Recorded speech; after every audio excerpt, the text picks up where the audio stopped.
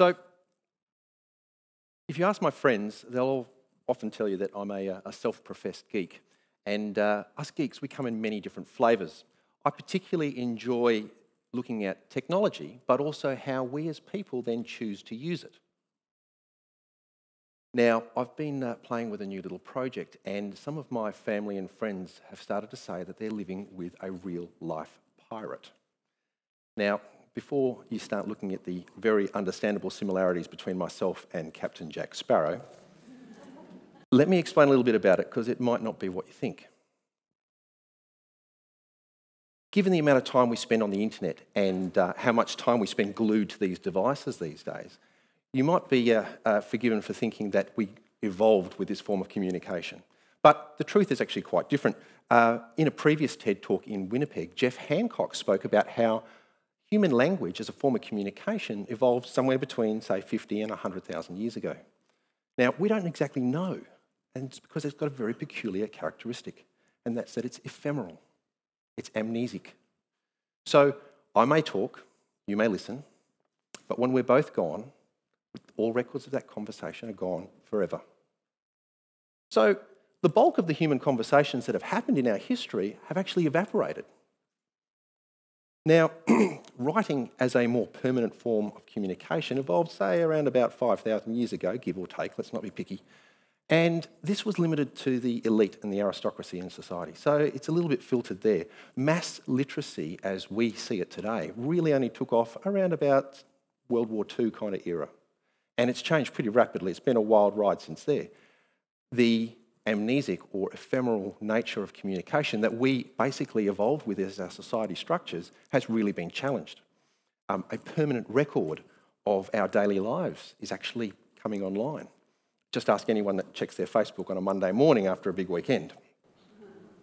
So this nature of our communication is being challenged once again, particularly here in Australia. I'd like to draw your attention to 3 new laws that have been recently introduced into Parliament. In summary, and I won't bore you with the hundreds of pages, they are the internet filtering law, which basically is a form of censorship. So someone that owns copyright may apply to the Australian government to filter and block that website to all viewers in Australia. The next one is the 3 strikes you're out policy.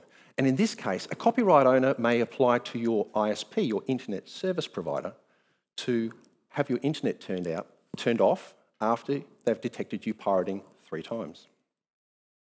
The last one is the mandatory data retention laws. And in this case, telecommunications providers, that's your telephone company and your internet service providers, are being asked to record all of the metadata around your usage and hold that for 2 years to be accessed by various agencies. Now, I've spoken a lot about these laws, and I've got a really favourite saying with it, and it's that we are clever monkeys. Actually, as people, we're really good at finding our way to what we want, and we work around blockages, and we find a way to get what we need. The reality is that these 3 laws can be undone in a perfectly legal and simple way with various techniques such as Open DNS, or Domain Name Service, a VPN, a virtual private network, okay, or setting up a business connection, Torified browsers, which scramble your browsing habits throughout the internet and anonymise them, and then OTT, or over-the-top messaging, where you start using data encrypted rather than text messages or phone calls. Now, when I talk about these things, people say, "Oh, Rob, you're a geek, you know how to do this." We don't. So let me just draw your mind to a recent example. In Turkey, in April 6th, the Turkish government decided to use a filtering system, not unlike the one proposed in Australia, to turn off Twitter. It seems that there's been some allegations of government corruption, and they surfaced on this social media service, so the government decided it'd be much easier just to turn it off to make it go away. Now, this was undone summarily and easily with nothing more than a spray can. And the number's 8.8.8.8. Scrawled on buildings, bus stops and walls, along with the instructions on how to put this in your phone or your computer, and to simply use a different DNS to walk around the government filtering. We are clever monkeys. So, It's possibly part of the human condition that we like to share ideas. We want to exchange information. TED itself is about ideas worth spreading. And when I've discussed these laws with members of parliament or other people that are involved with this, I've often focused on the potential for misuse, the cost, the ineffective nature of these laws. But there's something else that's crept in, and something I'd like to put to you today. Something else that is an unintended side effect that we're starting to see. What is that? Quite simply, it's fear.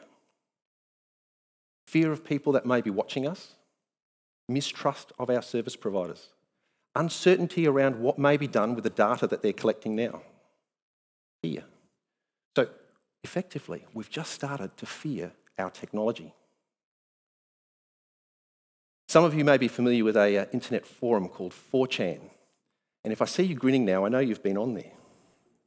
Now, Christopher Poole, the founder of 4chan, has spoken quite often about the sense of community and the creativity that arises from the free and fearless exchange of ideas.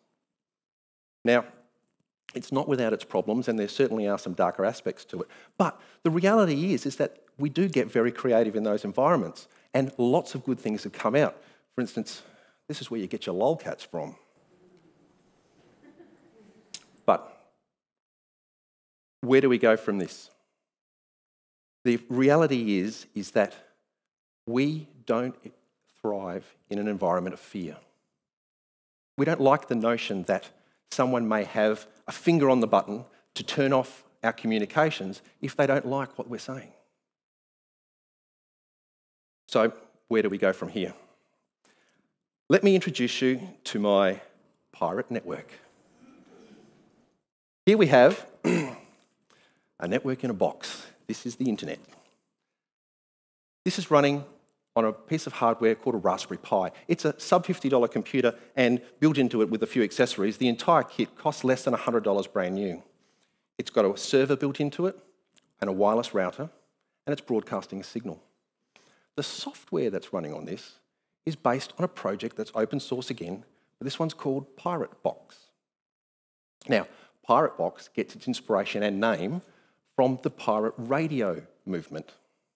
This was made famous if you've seen the movie from '96 called The Boat That Rocked. So, spoiler alert, they all die. No, they don't. Basically, what happens in the movie is that in the 1960s, the government exercised content control over radio stations. So what did they do? They packed up into a boat and moved offshore and kept going, completely outside of government control. Sound a bit familiar? So what we have here today is a pirate network, and there's actually one running in this room. So you can take your smartphone or computer and log into it, and I'd encourage you to do so, be a part of the conversation. I can see some sneaky hands going for their phone, so it's a bit unusual at a talk. Yes, you're allowed to use your phone. How do you connect to it? Well, it's really easy. Just do exactly what you would do normally when someone says, hey, there's free Wi-Fi in here. You'll find a network. It's called Pirate Network, and you can connect to that. So you go to your wireless settings, connect to that, and then open your favourite web browser, and you'll get to a page a little like this. While you're doing that, let me explain a little bit about what you can do here. On the main screen, there's a chat window, and that scrolls through. You can say hello to other people in the room. There's also a forum where you can discuss ideas in different threads, upload images and files. And then there's a file sharing service as well, where you can upload files and download them. In fact, Chris Argy, who's be performing later on this afternoon, has also very kindly uploaded some of his music there, so you can download a copy and take it home with you, along with some photos here that were taken earlier on during the speaker's photo shoot. So, keeping in mind, this network is only here. You can't do it when you're at home. You've actually got to be within about 100 metres of one of these boxes. You can easily communicate with each other, but you can't Facebook and you can't Google something. So all of our IQ is going to go down a bit. Now, this is just one example of a pirate network. There are many others. Pirate Box, which this is based off, has already got a large following. And the free network foundations that have arisen from places like the Occupy Wall Street movement are setting up mesh networks publicly in major cities around the world. In fact, another project called Library Box, similar to this, was recently featured on Kickstarter and got a lot of great funding. So what am I doing with my pirate network? Currently, I've installed 2 nodes in places around Cairns, and we're looking and seeing what people do with a tool like this at their disposal. There's already some conversations moving to this space and files are being exchanged. We will be launching a 3rd node very shortly. We've just received our first sponsor to pay for some new hardware. And the idea is that as we create more and more of these nodes around town, we can eventually mesh them together or link them from one to the other with another project called Batman, of all names. But that's another talk. The idea is that we can own the infrastructure, a free and open network for the free and fearless exchange of ideas, networked by the people.